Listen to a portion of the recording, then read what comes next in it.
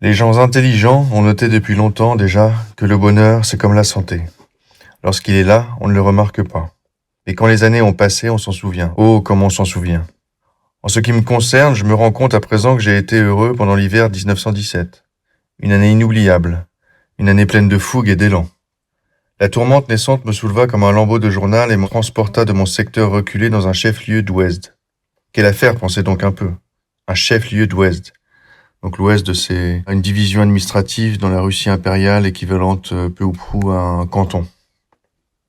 Mais celui qui est resté comme moi dans la neige en hiver et dans des forêts sévères et pauvres en été, pendant 18 mois, sans s'en absenter un seul jour, qui a arraché la bande d'un journal vieux d'une semaine, le cœur battant, comme un amant qui déchire une enveloppe d'un bleu pastel, qui est allé faire un accouchement à 18 verstes de distance dans un traîneau attelé en fil, celui-là me comprendra. Une lampe à pétrole, cela crée une atmosphère intime, mais moi, je suis pour l'électricité. Je les ai enfin revus, ces charmantes petites ampoules. La grande rue d'une petite ville, à la chaussée bien tassée par les traîneaux des paysans, où se balançaient, en chantant le regard, les enseignes représentant des bottes, une bretzel dorée, des drapeaux rouges, le portrait d'un jeune homme aux petits yeux porcins, insolent avec une coiffure extravagante, indiquant que derrière la porte vitrée était installé le basile local, qui pouvait vous raser à toute heure pour 30 kopecks, excepté les jours fériés qui abondent dans mon pays natal. Je tremble encore au souvenir des serviettes de Basile, qui évoquaient immanquablement la page du manuel allemand sur les maladies de peau représentant avec un réalisme un chancre dur sur le menton d'un quidam. Mais ces serviettes elles-mêmes ne sauraient assombrir mes souvenirs. Au carrefour se tenait un sergent de ville bien vivant. Dans une vitrine poussiéreuse, on distinguait vaguement des plaques de métal supportant des rangées serrées de gâteaux décorés de crème rousse, du foin recouvrait la place. On marchait, on roulait, on bavardait, on vendait dans un kiosque les journaux moscovites de la veille, tout plein de nouvelles fracassantes.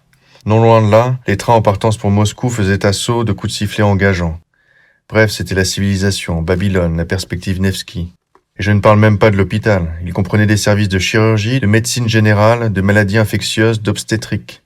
Il possédait une salle d'opération avec un stérilisateur étincelant, les robinets jetaient un reflet argenté, les tables déployaient tous les artifices de leurs bras, de leurs roues dentées et de leurs vis. Il y avait un médecin-chef, 3 internes, sans me compter, un aide-médecin, des sages-femmes, des gardes-malades, une pharmacie, un laboratoire. Un laboratoire, imaginez un peu, avec un microscope Zeiss et une merveilleuse réserve de colorants. Je tressaillais, je frissonnais, je croulais sous le poids des impressions. Je mis de nombreux jours à m'habituer au spectacle de la lumière électrique illuminant, comme sur un coup de baguette magique, les bâtiments sans étage de l'hôpital, dans le crépuscule de décembre. Cette lumière, elle m'aveuglait. L'eau ruisselait et s'écoulait avec un bruit de tonnerre dans les baignoires où flottaient des thermomètres de bois usés. Dans le service des maladies infantiles, contagieuses, des gémissements montaient tout au long de la journée. On entendait des pleurs ténus et plaintifs, des gargouillements rauques. Les gardes-malades couraient, se hâtaient. Mon cœur était libéré d'un lourd fardeau. Je n'assumais plus tous les malheurs du monde. Les hernies étranglées, ce n'était plus de mon ressort.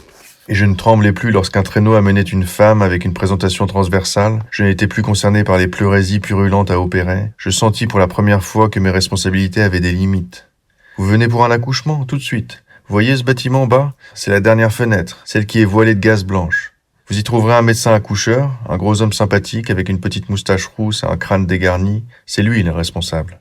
Et du traîneau tourné vers la fenêtre voilée de gaz. Une fracture avec complication? C'est pour le médecin-chef, il est chirurgien. Une congestion pulmonaire? Allez voir Pavel Vladimirovitch, au service médecine. Quelle machine majestueuse qu'un grand hôpital, qui marche impeccablement comme sur des roulettes. Moi aussi je me suis inséré dans cet appareil comme une vis neuve qui s'enfonce à l'endroit prévu, et j'ai pris en charge le service de pédiatrie. La diphtérie et la scarlatine m'ont absorbé tout entier. Elles se sont emparées de mes journées, mais seulement de mes journées.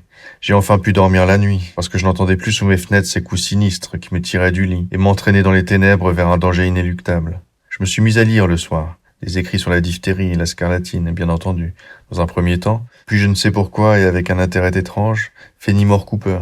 Et j'appréciais pleinement la lampe éclairant la table et les charbons de bois grisâtres sur le plateau du samovar et le thé qui refroidissait le sommeil après 1 an et demi de nuit d'insomnie. Ainsi, j'étais heureux en cet hiver 17, lorsque je fus muté et quittai mon secteur reculé, habité par les tempêtes, pour un chef-lieu d'Ouest.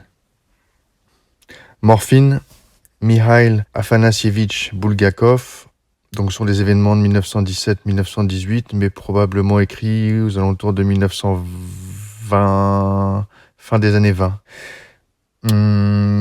C'est les premières pages. Cette série se fera en...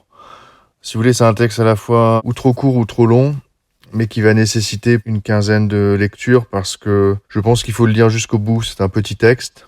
Et à la fois, en termes de lecture, ça va faire probablement plus d'une demi-heure, donc je vais le diviser en environ une dizaine, peut-être quinzaine de parties.